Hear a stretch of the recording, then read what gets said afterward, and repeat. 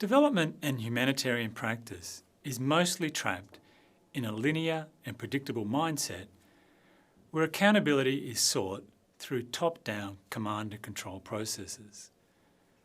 Solutions can be engineered, problems can be solved, and best practice transplanted.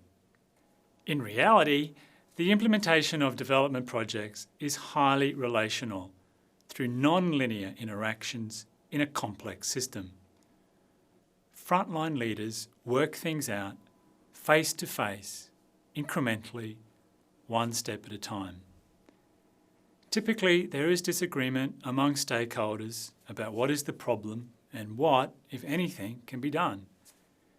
There is high uncertainty about how to achieve results. Much of the thinking around adaptive leadership in complex contexts comes from the business world. In the Harvard Business Review, David Snowden and Mary Boone proposed the Kinefin framework to guide leadership in complex contexts, where simple problems can be categorised by their known knowns and complicated problems are analysed by their known unknowns. Complex problems are probed to discover their unknown unknowns. Instead of implementing a preconceived design or analysing a solution, the key to solving complex problems is adaptive learning. Key variables are unknown in advance, but they can be discovered in implementation. There are no solutions that can be found in advance with complex problems. You have to work them out in practice, and every complex situation is unique. In his book on development evaluation, Michael Patton offers the following advice for leaders when tackling complex problems. Be flexible and adaptive.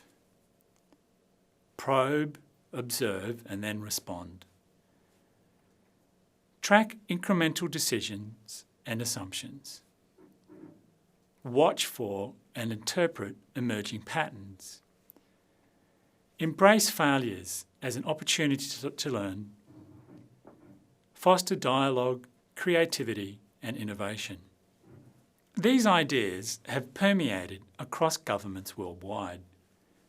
In a 2002 news briefing, the then United States Secretary of Defense, Donald Rumsfeld, famously responded to questioning about the lack of evidence linking the Iraqi government with weapons of mass destruction. He said, "Reports that say that something hasn't happened are always interesting to me because, as we know, there are known knowns. There are things we know. We also know there are known unknowns. That is to say, we know there are some things we do not know, but there are also unknown unknowns. The ones we don't know. And if one looks through the history of our country and other free countries, it is the latter category that tends to be the difficult ones. Community-driven development, by its very nature, is complex, with a high degree of uncertainty. In seeking community input and control, practitioners obviously need the humility of not arriving with all of the answers in advance. They need to go through a process of engagement, building awareness and trust, before committing to a long-term process of learning. Most development workers turn up with what they think they need to know. Early on, they are confronted with a hurdle, like a meeting with village leaders where no one turns up, or a project schedule, which most people don't want. You can pack up and go home, blaming the community or those who designed the program, or you can start your learning journey. You might arrange to stay for the night and then take a late afternoon walk. You observe women returning back from the fields, which explains why they weren't at the meeting. Someone strikes up a conversation out of politeness or curiosity. That leads to an invitation. You have your first conversation over a cup of tea. You begin to work it out. I'll give 3 examples of how complexity arises in development contexts. First, development will often promote a degree of change, which involves diving into the complexity of human behaviour. As any parent knows, achieving behavioural change can be a daunting task. Take a water, sanitation and hygiene or WASH program, for example. There can be powerful cultural, social and gendered precedents to behaviours around sanitation and hygiene, which can be resistant to change. This applies to the likes of hand washing with soap, menstrual hygiene, and communal decisions as to where women and men separately defecate. Behaviour changes won't succeed unless people have the right mixture of beliefs, attitude and peer support tailored to their local social and cultural context. In addition to knowledge, they may need persuasion and incentives to change, backed by strong community leadership. Secondly, aid assistance is never politically neutral. Communities are not passive recipients of aid. Development assistance can strongly define the interactions that community leaders have with the outside economy. Increasing the share of the resources that aid assistance brings can greatly improve their power base. Community leaders learn what they want to ask for as they negotiate their way through this process. Their demands may be conditional or change as resource allocations are realised. My third and last example relates to the external governance system that interacts with communities. Just as communities are sites of complex social and political interactions, so too are the external institutions interacting with them.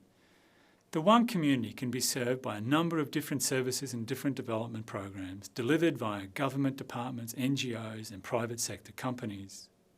This external governance system may have a limited ability to deliver due to incompetence or corruption.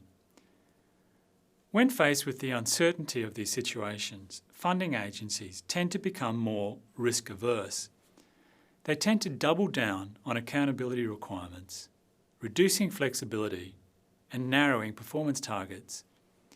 They decrease the size and duration of their grants, imposing rigid performance indicators and regular reporting. Thus, somewhat perversely, complex social problems can be accompanied with an equally complex institutional environment of multifaceted programs with competing objectives.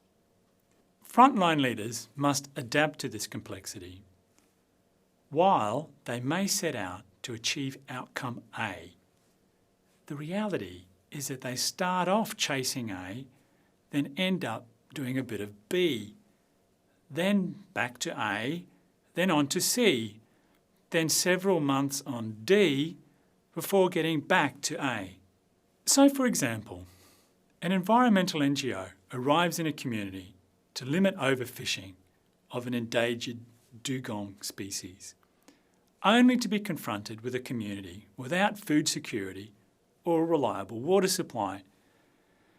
They also encounter long-held traditions around spearing of dugong, passed from men to boys, and community feasting after a successful kill.